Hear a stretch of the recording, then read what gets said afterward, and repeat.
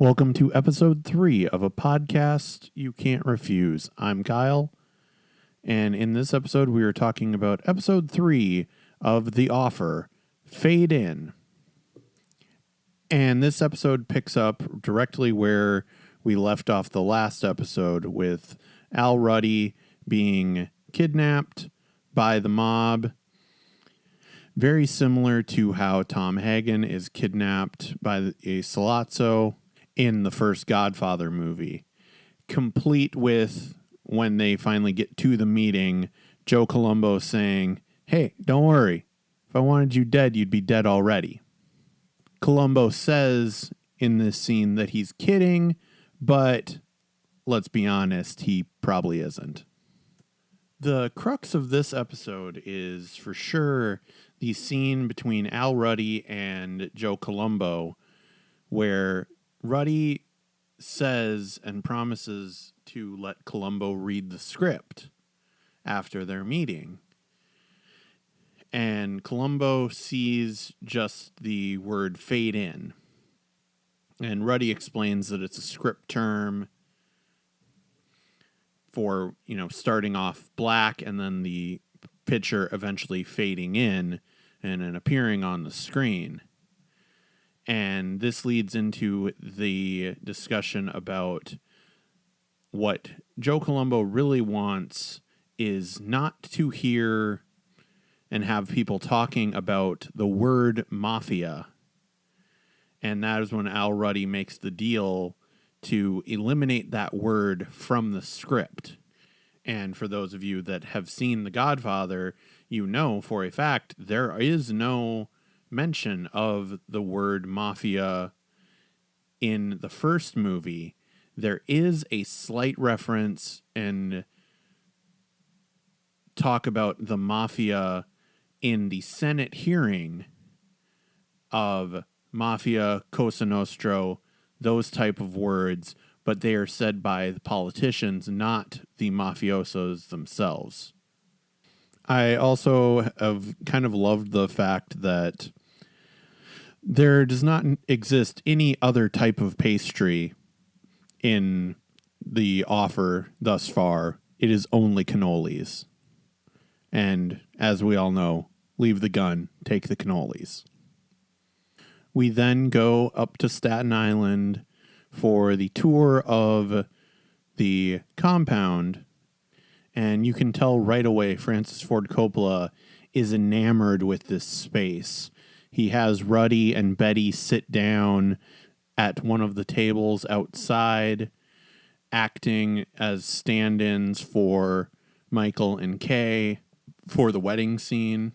And this is also the scene where we get Ruddy talking to Francis about, "Hey, I need you to do me a favor. You need to get rid of the word mafia. How many times has it appeared in the script?" And Francis says that it only appears one time, and it is from the producer in Hollywood, Waltz, who, if you know the movie well enough, as I've been explaining in this podcast, he has a series of ethnic slurs towards Italian people in a row, talking about Johnny Fontaine never gets this picture, no matter how many, then a series of ethnic slurs, mafia goombas you send after me. And Ruddy's like, cut the word mafia. And Francis clearly has the reaction of, there's enough ethnic slurs in there already. We're fine. Which, that is one thing that I do enjoy about the Godfather movies, is actually the fact that the mafia characters themselves are actually the more pristine and almost more heartfelt, at least, and more politically correct characters. Like, we have Waltz saying all of these ethnic slurs and then finding out, oh, you're not actually Italian? Fine. you're German Irish? Okay, I got a couple ones for that too. And then in the second movie, Senator Geary is also the one who is more profane. And, we have Michael and especially Tom Hagen very proper, very addressing everyone politely. And then that's juxtaposed with the, supposed professional Senator Geary, who is more profane. And after this meeting at the location itself, Ruddy says he has to meet a friend, and that friend is also actually Joe Colombo. And he meets him at the Copacabana in New York, where we have a slightly long tracking shot following them as they enter the dance floor. So we don't just get Godfather mafia movie references in this episode. We get a little bit of Goodfellas as well. And in the course of this meeting, Columbo actually uses a Vito Corleone line of, you don't have to worry about him. My friends are your friends, and your enemies are now my enemies. Which Don Vito says to Bonacera, the Undertaker, at the beginning of the Godfather film. And it's not really a reference into itself, but I do like the fact that Joe Colombo, much like Frank Pentangeli in The Godfather Part 2, voices his dislike about the West Coast. In Colombo's case, he's talking about, Los Angeles, whereas Pentangeli doesn't understand high rises and an ivory tower that Michael is living in, and here sipping champagne cocktail in the Lake Tahoe. So I just thought that was a fun little character trait that both of these characters end up having. And then one of the next scenes is on set that is clearly a rehearsal space or a theater, and it is Francis Ford Coppola doing a meeting with Al Pacino, talking over how Al portrays and thinks about the Michael character. And you can tell that Pacino is very much already starting to get invested into this character of Michael and seeing all of these beats and realizing how many of those character traits that he can embody. I also love how it takes less than a full scene for the idea of Francoise, the girlfriend of Al Ruddy, helping out in the office, for all of that to come apart terribly and in the most wonderful way.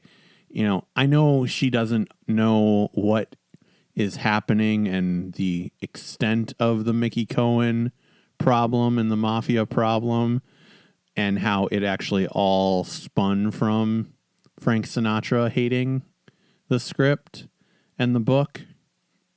But pitching Frank Sinatra as the Don is incredibly hilarious. And then, of course, capping that off by doing that in front of Robert Evans. And even Betty is like, how long is this going to become a regular thing? Then we get a scene of showing the casting reels to Robert Evans. And this is one of the big freakouts where he says that Al Pacino never gets this movie. And if you know all of the behind-the-scenes stories between this and The Godfather Part 2, you know there is a very contentious relationship between Robert Evans and Francis Ford Coppola, because Coppola just always personified every problem that he had with the studio, whether it was Robert Evans or not, as a problem with Robert Evans, which is why when The Godfather Part 2 end up being made, part of his deal was Robert Evans is not allowed near the set or being involved in this film whatsoever. And one of our last scenes is Joe Gallo, crazy Joe Gallo, being released from prison, and he goes up to Harlem instead of going back to the regular Italian mafia, and we get a little sit down with the mafiosos and Joe Colombo about Gallo, which, thanks to series like Boardwalk Empire, I have done a lot of research into the 30s and 40s gangsters, but I don't know a ton about everything kind of leading into the 70s gangsters. So I'm actually interested to see where this plot line in particular goes, because I don't know as much about it. And then the episode ends with a bit of good news, bad news, in the fact that Mario Puzo finally gets a letter back from Marlon Brando, and he is very much interested in playing the Don. But also, Joe Gallo is going to burn down the world of Joe Colombo. So that's all the references and Easter eggs that I found in this episode. I'll be back next week. And until then, make sure to follow me at Knocked Out Films and make sure to like and subscribe to this podcast. Thanks.